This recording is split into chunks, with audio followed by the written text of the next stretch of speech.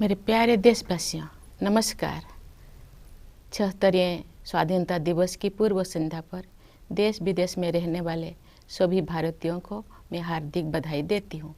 इस गौरवपूर्ण अवसर पर आपको संबोधित करते हुए मुझे बहुत खुशी हो रही है। एक स्वाधीन देश के रूप में भारत 75 साल पूरे कर रहा है। 14 अगस्त के दिन को विभाजन विभीषिका स्मृति दिवस के रूप में मनाया जा रहा है। इस स्मृति दिवस को मनाने का उद्देश्य सामाजिक सद्भाव, मानव सशक्तिकरण और एकता को बढ़ावा देना है। 15 अगस्त 1947 के दिन हमने औपनिवेशिक शासन की बेड़ियों को काट दिया था। उस दिन हमने अपनी नियति को नया स्वरूप देने का निर्णय लिया था। उस शुभ दिवस की वर्षगांठ मनाते हुए हम लोग सभी स्वाधीनता सेनानियों को सादर नमन करते हैं। उन्होंने अपना सर्वस्व बलिदान कर दिया ताकि हम सब एक स्वाधीन भारत में सांस ले सकें। भारत की आज़ादी हमारे साथ साथ विश्व में लोकतंत्र के हर समर्थक के लिए उत्सव का विषय है। जब भारत स्वाधीन हुआ तो अनेक अंतर्राष्ट्रीय नेताओं और विचारकों ने हमारी लोकतांत्रिक शासन प्रणाली की सफलता के विषय में आशंका व्यक्त की थी। उनकी इस आशंका के कई कारण भी थे। उन दिनों लोकतंत्र आर्थिक रूप से उन्नत राष्ट्र तक ही सीमित था। विदेशी शासकों ने वर्षों तक भारत का शोषण किया था। इस कारण भारत के लोग गरीबी और अशिक्षा से जूझ रहे थे। लेकिन भारतवासियों ने उन लोगों की आशंकाओं को गलत साबित कर दिया। भारत की मिट्टी में लोकतंत्र की जोड़ें लगातार गहरी और मजबूत होती गई। अधिकांश लोकतांत्रिक देशों में वोट देने का अधिकार प्राप्त करने के लिए महिलाओं को लंबे समय तक संघर्ष करना पड़ा। लेकिन हमारे गणतंत्र की शुरुआत से ही भारत ने सार्वभौमिक वयस्क मताधिकार को अपनाया। इस प्रकार आधुनिक भारत के निर्माताओं ने प्रत्येक वयस्क नागरिकों को राष्ट्र निर्माण की सामूहिक प्रक्रिया में भाग लेने का अवसर प्रदान किया। भारत को यह श्रेय जाता है कि उसने विश्व समुदाय को लोकतंत्र की वास्तविक क्षमता से परिचित कराया। मैं मानती हूँ कि भारत की ये उपलब्धि केवल संयोग नहीं थी। सभ्यता के आरंभ में ही भारत भूमि के संतों और महात्माओं ने सभी प्राणियों की समता व एकता पर आधारित जीवन दृष्टि विकसित कर ली थी। महात्मा गांधी जैसे महानायक के नेतृत्व में हुई स्वाधीनता संग्राम के दौरान हमारे प्राचीन जीवन मूल्यों को आधुनिक युग में फिर से स्थापित किया गया। इसी कारण से हमारे लोकतंत्र में भारतीयता के तत्व दिखाई देते हैं। गांधी जी सत्ता के विकेंद्रीकरण और जनसाधारण को अधिकार संपन्न बनाने के पक्षधर थे। पिछले 75 सप्ताह से हमारे देश में स्वाधीनता संग्राम के महान आदर्शों का स्मरण किया जा रहा है। आज़ादी का अमृत महोत्सव मार्च 2021 में दांडी यात्रा की स्मृति को फिर से जीवंत रूप देकर शुरू किया गया है। उस युगांतरकारी आंदोलन में हमारे संघर्ष को विश्व पटल पर स्थापित किया था। उसे सम्मान देकर हमारे इस महोत्सव की शुरुआत की गई। ये महोत्सव भारत की जनता को समर्पित है। देशवासियों द्वारा हासिल की गई सफलता के आधार पर आत्मनिर्भर भारत के निर्माण का संकल्प भी इस उत्सव का हिस्सा है। हर आयु वर्ग के नागरिक पूरे देश में आयोजित इस महोत्सव के कार्यक्रम में उत्साहपूर्वक भाग ले रहे हैं। ये भव्य महोत्सव अब हर घर तिरंगा अभियान के साथ आगे बढ़ रहा है। आज देश के कोने कोने में हमारा तिरंगा शान से लहरा रहा है। स्वाधीनता आंदोलन के आदर्शों के प्रति इतने व्यापक स्तर पर लोगों में जागरूकता को देखकर हमारे स्वाधीनता सेनानी अवश्य प्रफुल्लित हुए होते। हमारा गौरवशाली स्वाधीनता संग्राम इस विशाल भारत भूमि में बहादुरी के साथ संचालित होता रहा। अनेक महान स्वाधीनता सेनानियों ने वीरता के उदाहरण प्रस्तुत किए और राष्ट्र जागरण की मशाल अगली पीढ़ी को सौंपे।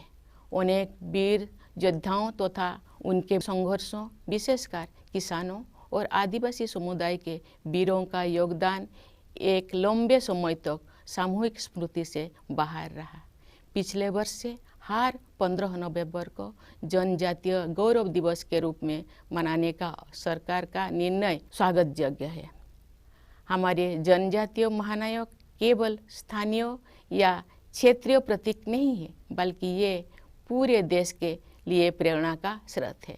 प्यारे देशवासियों, एक राष्ट्र के लिए, विशेष रूप से भारत जैसे प्राचीन देश के लंबे इतिहास में 75 वर्ष का समय बहुत छोटा प्रतीत होता है, लेकिन व्यक्तिगत स्तर पर ये कालखंड एक जीवन यात्रा जैसा है। हमारे वरिष्ठ नागरिकों ने अपने जीवन काल में अद्भुत परिवर्तन देखे हैं।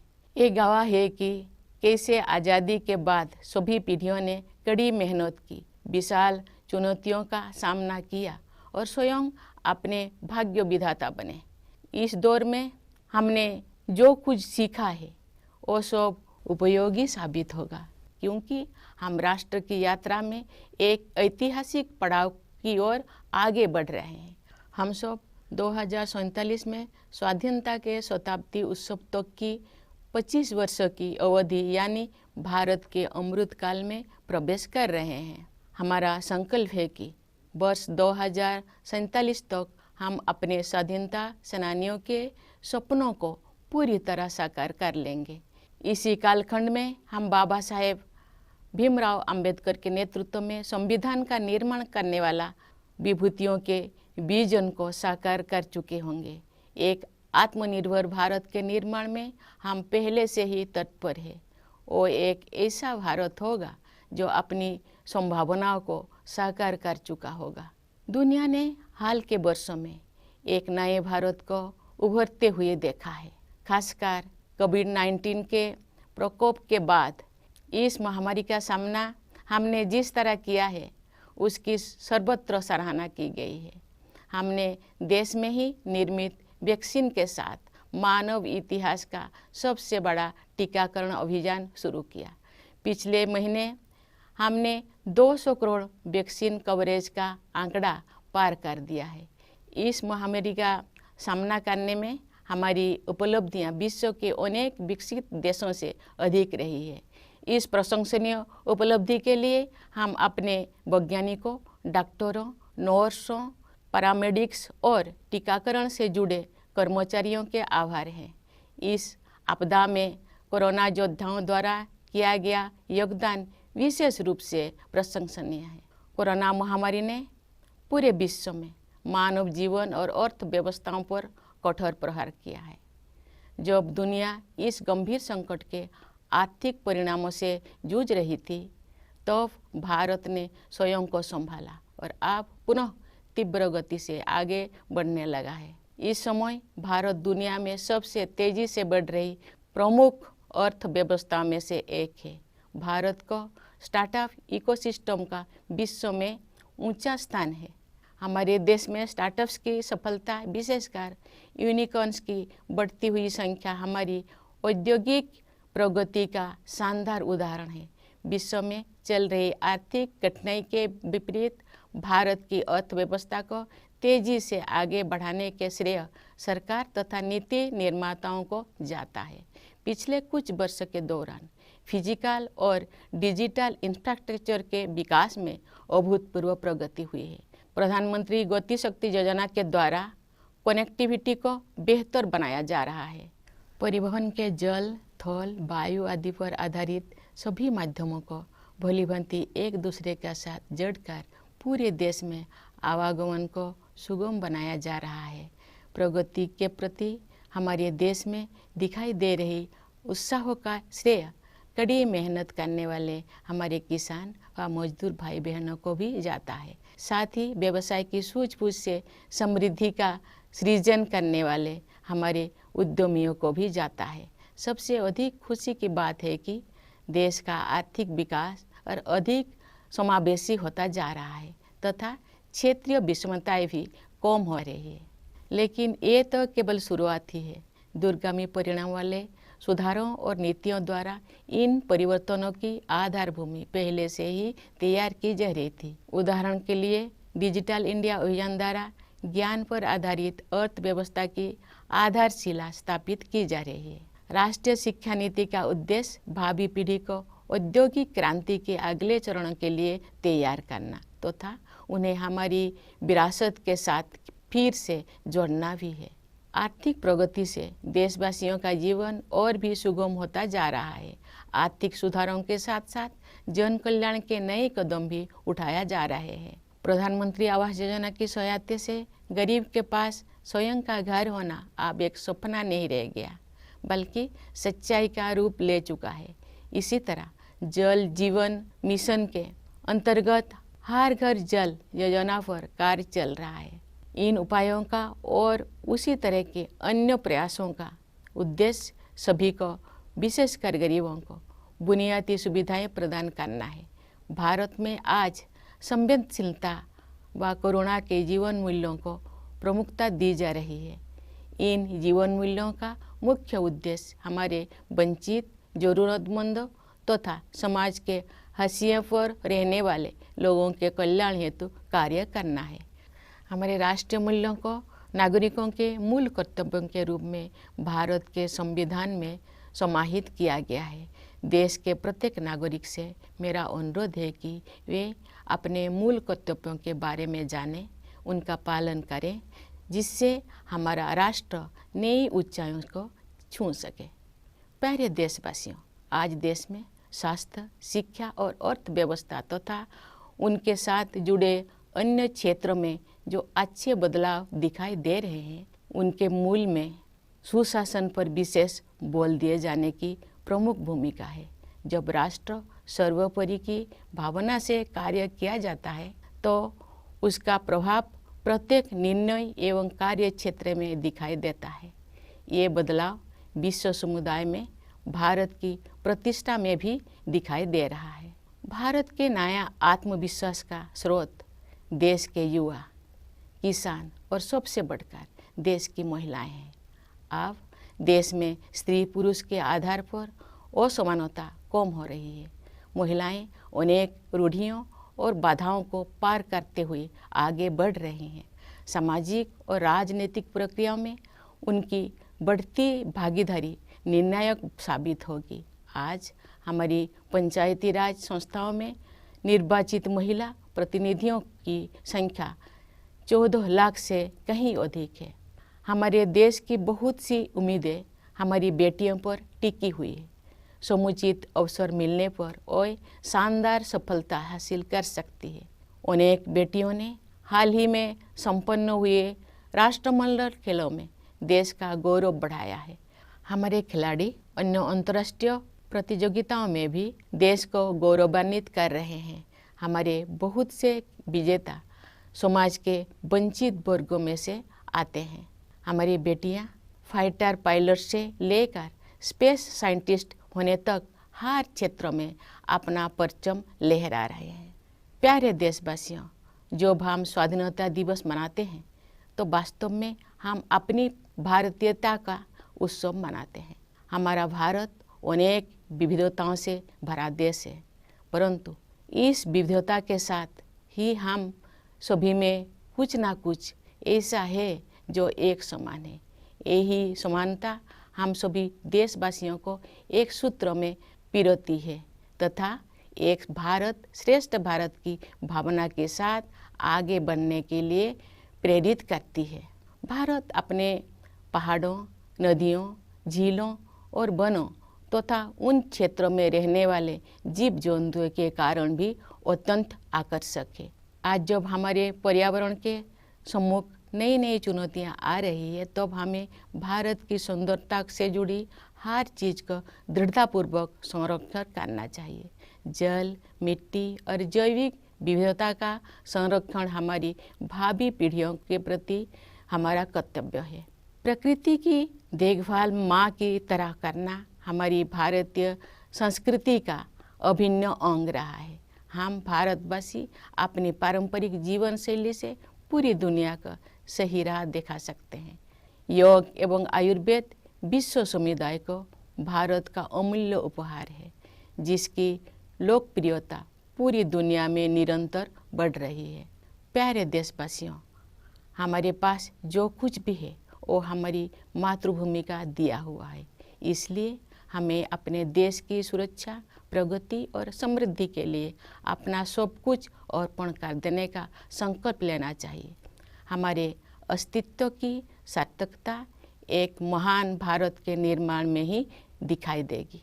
कन्नड़ा भाषा के माध्यम से भारतीय साहित्य को समृद्ध करने वाले महान राष्ट्रवादी कवि कुवेंपु ने कहा है, नानु अड़िए नीनु अड़िए नम्मा एलु बिगोड़ मेले मूडुबुदु नव भारत दलीले। अर्थात मैं नहीं रहूँगा, नहीं रहेंगे तुम, परंतु हमारी अस्थियों पर उदित होगी नई भारत की महागाथा। उस राष्ट्रवादी कवि का ये स्पष्ट आह्वान है कि मातृभूमि तथा देशवासियों के उत्थान के लिए सर्वस्व बलिदान करना हमारी आदर्श होना चाहिए। इन आदर्शों को अपनाने के लिए मैं अपने देश के युवाओं से विशेष अनुरोध करती हूँ। वे युवा ही 2047 के भारत का निर्माण करेंगे। अपना संबोधन समाप्त करने से पहले मैं भारत के सशस्त्र बलों, विदेशों में स्थित भारतीय मिशनों और अपनी मातृभूमि को गौरवान्वित करने वाले प्रवासी भारतीयों को स्वाधीनता दिवस की बधाई देती हूँ। मैं सभी देशवासियों के सुखद और मंगलमय जीवन के लिए शुभकामनाएं व्यक्त करती हूँ। धन्यवाद। जय Hind.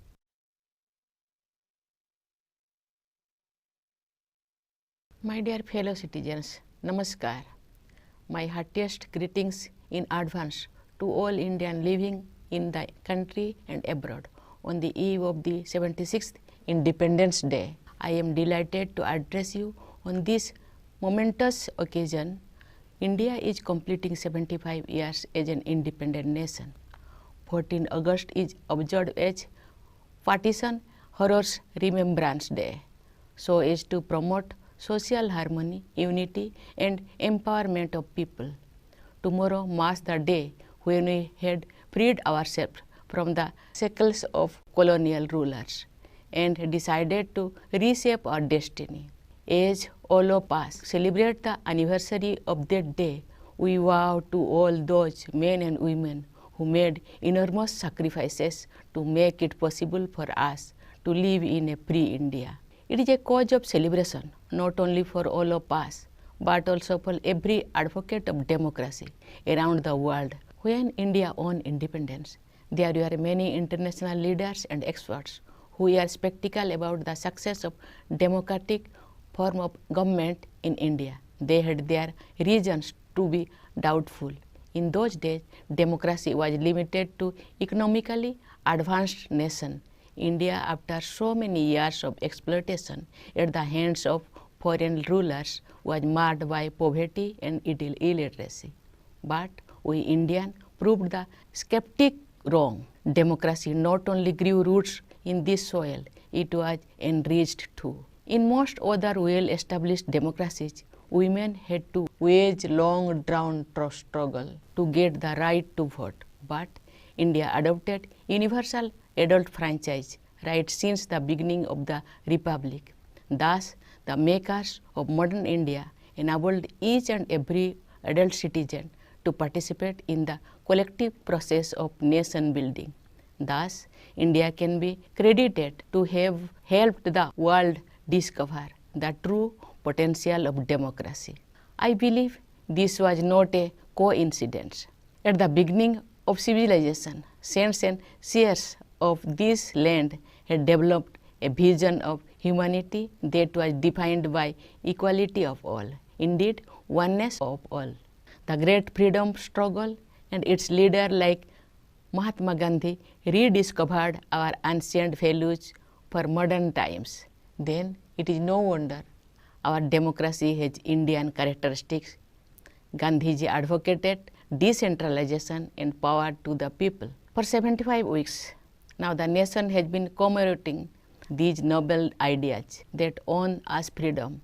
In March 2021, we began the Azadi Ka Amrit Mahotsav with the reenactment of the Dandi March. This way, Our celebration began with a tribute to that watershed event which had put our struggle on the world map. This festival is dedicated to the people of India. Based on the success achieved by the people, the resolve to build Atmanirbhar Bharat is also a part of this Mahotsav. Citizens from all age groups have keenly participated in a series of events held across the country. This grand festival is going ahead with the Har Ghar Triranga Abhiyan.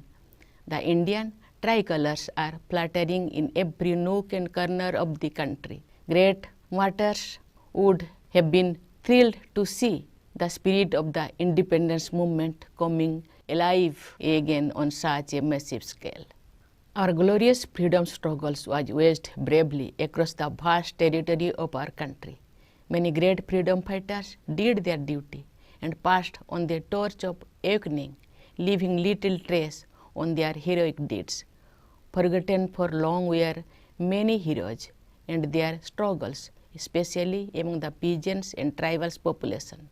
The government's decision last year to observe 15th November Janajatiya Gaurav Divas is welcome because our tribal heroes are not merely local or regional icons, but they inspire the entire nation. Dear citizens, for a nation, particularly an ancient one such as India, the passage of 75 years is merely a blink of an eye. But for us and individuals, it is a lifetime.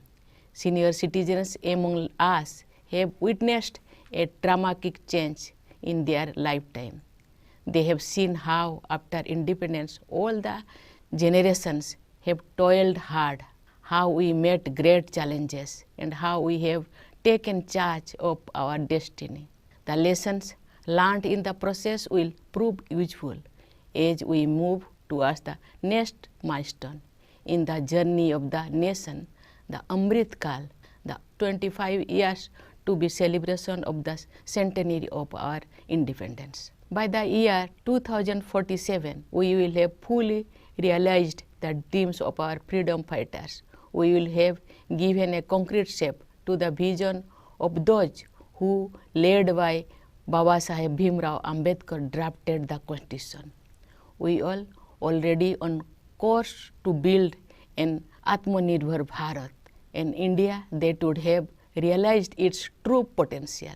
The world has seen a new India rising in recent years, more so after the outbreak of COVID-19. Our response to the pandemic has been appreciated everywhere. We launched the biggest vaccination drive in human history with vaccines manufactured in the country itself. Last month, we crossed the 200 crore mark in cumulative vaccine coverage in combating the pandemic. Our achievements have been better than those of many developed countries. For this feat, we are grateful to our scientists, doctors, nurses, paramedics, and the staff associated with vaccination. The pandemic has uprooted lives and also economies in the entire world. When the world has been battling the economic consequences of the great crisis, India got its act together and is now moving forward. India is among the fastest growing major economies in the world. India's startup ecosystem ranks high in the world. The success of startups in our country, especially the growing number of unicorns, is a shining example of our industrial progress. The government and policymakers deserve credit for beating the global trend and helping the economy flourish. During the last few years, unprecedented progress has been made in the development of physical and digital infrastructure. Through the Pradhan Mantri Gati Shakti Yojana, all the modes of connectivity based on water, land, air, etc. are being integrated in the whole country to enable seamless transportation across the country. For the vibrancy of growth visible in our country, credit must also be given to workers and farmers whose hard work has made it possible, and entrepreneurs whose business acumen has created wealth. What is all the more heartening is that the growth is becoming more inclusive and regional disparities too are reducing. But this is only the beginning. A series of economic reforms and policy initiatives have been preparing the ground for a long term. Digital India, for example, is creating the bedrock of a knowledge economy. The national education policy is aimed at preparing the future generation for the next stage of industrial revolution while also reconnecting it with our heritage. Economic success is leading to an ease in living too. Economic reform are rightly accompanied by innovative welfare initiatives. A home of one's own is no longer a dream for the poor, but a reality for more and more people, thanks to the Pradhan Mantri Awas Yojana. Similarly, under the Jal Jeevan Mission, tap water connection is being provided to every household since the launch of the Har Ghar Jal scheme. The aim of these and many other similar efforts is to provide basic amenities to all, particularly the poor. The key word for India today is compassion for the downtrodden, for the needy, and for those on the margins. Some of our national values have been incorporated in our Constitution as the fundamental duties of the citizens. I appeal to every citizen to know about their fundamental duties and follow them in letter and spirit so that our nation reaches new heights. Dear citizens, at the core of the transformation we have been witnessing in healthcare, education, economy, as well as a number of related areas is the stress on good governance. When work is done with the spirit of nation first, it is bound to reflect in every decision and every sector. This is also reflected in India's standing in the world. India's newfound confidence stems from the spirit of its youth, its farmers, and above all, its women. Gender inequalities are reducing, and women are moving ahead, breaking many glass ceilings. Their increasing participation in social and political processes will prove decisive. At the grassroots level, we have more than 14 lakh elected women representatives in Panchayat Raj institutions. Our daughters are the biggest hope for the nation. Some of them brought laurels for the country in the recent held Commonwealth Games. Of course, India's sportspersons have been making the country proud by their performance in international competitions. A large number of our winners come from underprivileged segments of society. From becoming fighter pilots to space scientists, our daughters are scaling great heights. Dear citizens, in celebrating Independence Day, we are celebrating our Bharatiyata. Our country is full of diversity, but at the same time, we all have something in common. It is this common thread which binds all of us together and inspire us to work together with the spirit of Ek Bharat Shrestha Bharat. India is a very beautiful country, also because of its mountains, rivers, lakes, and forests, and the animals and birds that live in such landscape. When the environment is facing new challenges, we must remain determined to preserve all that makes India beautiful. Conserving water, soil, and biodiversity is our duty towards our children. Caring for Mother Nature has been part and parcel of Indian culture. With our traditional lifestyle, we Indians can show the way to the rest of the world. Yoga and Ayurveda are India's invaluable gift to the world. Their popularity is on the rise all over the globe. Dear fellow citizens, our beloved country has given us everything we have in our life. We should pledge to give everything we can for the sake of safety, security, progress, and prosperity of our country. Our existence will become meaningful only in building a glorious India.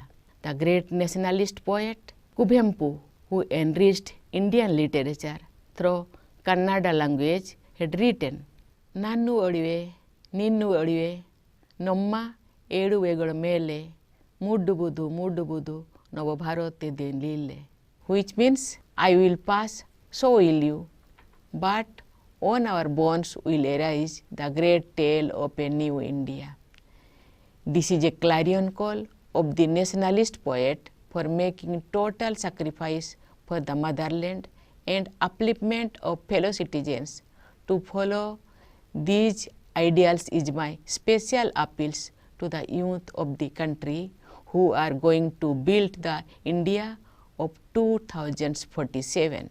Before I conclude, I would like to extend Independence Day greetings to the armed forces, to the members of Indian missions abroad, and to the Indian diaspora who continue to make their motherland proud. My best wishes to all of you. Thank you. Jai Hind.